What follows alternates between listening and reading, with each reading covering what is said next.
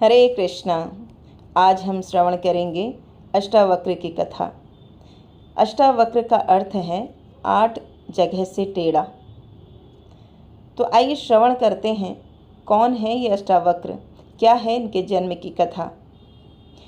कहोड़ ऋषि वेदों के विद्वान पंडित थे, जो अपने ससुर उद्दालक ऋषि के आश्रम में अपनी पत्नी सुजाता के साथ रहते थे और रोज रात को वेदों का पठन करते थे। जब सुजाता गर्भवती थी, तब उनका बच्चा गर्भ में ही वेदों का श्रवण करने लगा। एक रात बच्चे ने गर्भ से कहा, पिताजी, आप वेद तो पढ़ते हैं, लेकिन शब्दों का सही उच्चारण नहीं करते हैं। पिताजी, आपकी कृपा से ही मैंने अपनी माता के गर्भ में ही वेदों का समस्त ज्ञान प्राप्त कर लिया है। लेकिन पिताजी, केवल शब्द दोहराने से ज्ञान की प्राप्ति नहीं होती है। ज्ञान और सत्य तो आत्मा में होते हैं, ना कि शब्दों में। यह सुनकर पिता कहोड़ ऋषि चौंक गए। कहोड़ ऋषि को बहुत गुस्सा आया और उन्होंने गर्भ में ही बालक को श्राप दे दिया। जैसा तू वक्र वाणी करता है, वैसे ही तू 8 जगह से वक्र होकर जन्मेगा। समय आने पर वह बालक ने जन्म लिया और सच में वह 8 जगह से टेढ़ा था। इसलिए उस बालक का नाम रखा गया अष्टावक्र। अष्टावक्र के जन्म से पहले उनके पिता कहोड़ ऋषि को धन की जरूरत पड़ी, जिसके लिए वे राजा जनक की सभा में शास्त्रार्थ करने जाते हैं। वहाँ एक बहुत बड़ा आयोजन हुआ था। राजमहल के सामने हजारों गायें थीं, जिनके सींगों को सोने से मढ़ा गया था और गले में हीरे जवाहरात लटक रहे थे। और घोषणा की गई कि जो व्यक्ति शास्त्रार्थ में जीतेगा, वही इन गायों को ले जाएगा और हारने वाले व्यक्ति को मृत्युदंड दिया जाएगा। कहोड़ ऋषि का मुकाबला राजा के महापंडित वंदिन से हुआ। दुर्भाग्य से कहोड़ ऋषि हार गए। नियम के अनुसार वंदिन ने उन्हें जल में डुबाकर मरवा दिया। कई दिन बीत गए, लेकिन कहोड़ ऋषि वापस अपने घर नहीं लौटे। यह देखकर उद्दालक ऋषि यानी कि अष्टावक्र के नाना ने खोज जारी करी। तब पता चला कि कहोड़ की मृत्यु वंदिन के हाथों हुई है। यह दुखद खबर अष्टावक्र से छुपाए गए। अष्टावक्र अपने नाना को ही अपना पिता समझता रहा। ऐसे ही 12 साल बीत गए। अष्टावक्र ने सिर्फ गर्भ में ही ज्ञान नहीं पाया था, बल्कि आश्रम में भी लगातार वेदाध्ययन करके वह महान विद्वान बन गया था। अष्टावक्र को लोग ब्रह्मा के समान बुद्धिमान समझते थे। एक दिन अचानक उसे सच्चाई का पता चल गया कि जिसे वह अपना पिता समझता था, वह उसके नाना हैं। उसके पिता कहोड़ ऋषि वंदिन के हाथों शास्त्रार्थ में हार कर जल में डुबो दिए गए थे। यह जानकर अष्टावक्र टूट गया।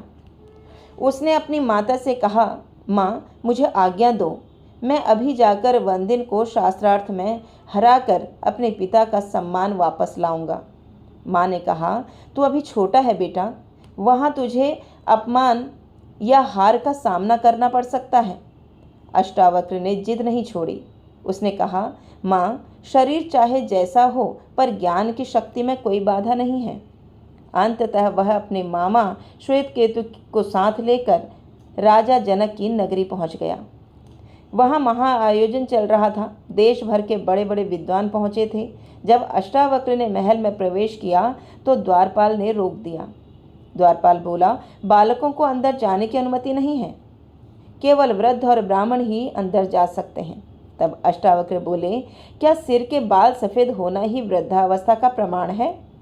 वास्तव में जो ज्ञान में पूर्ण हो, वही महापुरुष होता है, चाहे वह बालक ही क्यों ना हो।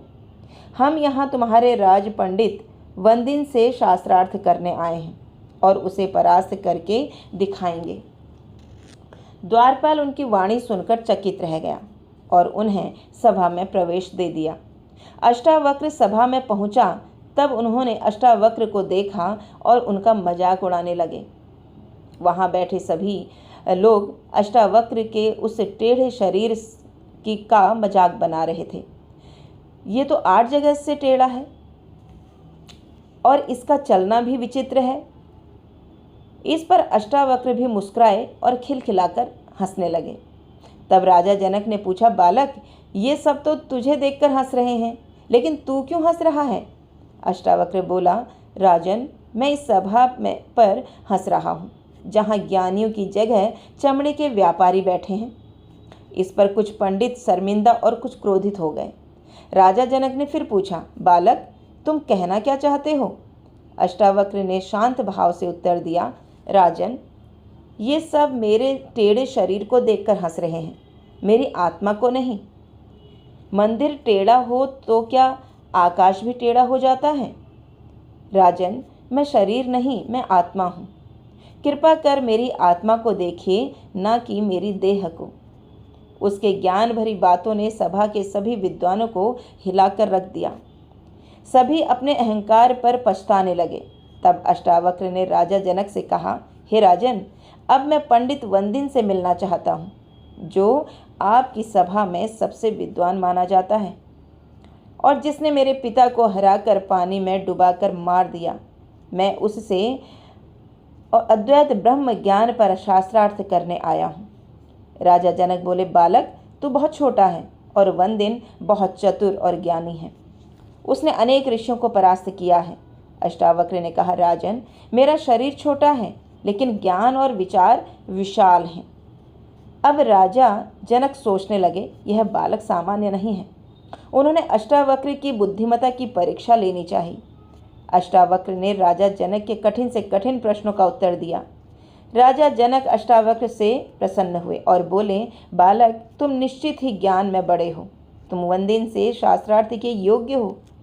इस प्रकार राजा जनक ने अष्टावक्र को वंदिन के पास भेज दिया और कहा, अब तुम अपना शास्त्रार्थ प्रारंभ करो। शास्त्रार्थ में अष्टावक्र ने वंदिन को परास्त कर दिया। सभी सभा के सदस्य चुप बैठे थे। अष्टावक्र ने कहा, वंदिन ने जैसे मेरे पिता और अन्य ब्राह्मणों को जल में डुबाया है, वैसे ही इसे भी जल में डुबा दिया जाए। राजा जनक भी मौन थे। तब अष्टावक्र ने कहा, राजन, आप आज्ञा क्यों नहीं देते? चुप रहना क्या अन्याय को समर्थन देना नहीं है? राजा जनक ने विनम्र स्वर में कहा, हे ब्राह्मण पुत्र, आप तो साक्षात ब्रह्मा के समान हैं। आपका तेज, आपकी मेधा सूर्य और अग्नि से भी प्रखर है। आपने जो आज्ञा दी है, मैं उसका समर्थन करता हूँ। तब वंदिन बोला, मैं यह दंड स्वीकार करता हूँ, क्योंकि इससे मुझे मेरे पिता वरुण देव के दर्शन होंगे। यह मेरे लिए वरदान होगा। फिर वह अष्टावक्र की ओर मुड़ा और बोला, हे अष्टावक्र, आप ज्ञान के सूर्य हैं और आपके तेज से मेरे अज्ञान का अंधकार दूर हो चुका है। मैं जाते जाते आपको एक वरदान देकर जाना चाहता हूँ कि अभी इसी क्षण आप अपने पिता कहोड़ ऋषि को फिर से जीवित अवस्था में देखेंगे और उनके साथ अन्य सभी ब्राह्मण भी जल से बाहर आ जाएंगे।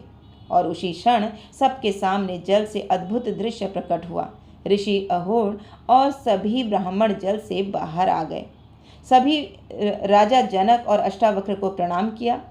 राजा जनक ने सबको वस्त्र, आभूषण और सम्मान देकर विदा किया। अष्टावक्र की तेजस्वी वाणी और शांत भाव से भरे उत्तर और पिता के पुनर्जन्म से राजा जनक को आनंद अंदर तक झकझोर दिया। अब वे केवल एक सम्राट ही नहीं, बल्कि एक जिज्ञासु शिष्य बन चुके थे। अगली सुबह राजा जनक जब महल से बाहर निकले, तब उन्होंने मार्ग में अष्टावक्र को देखा।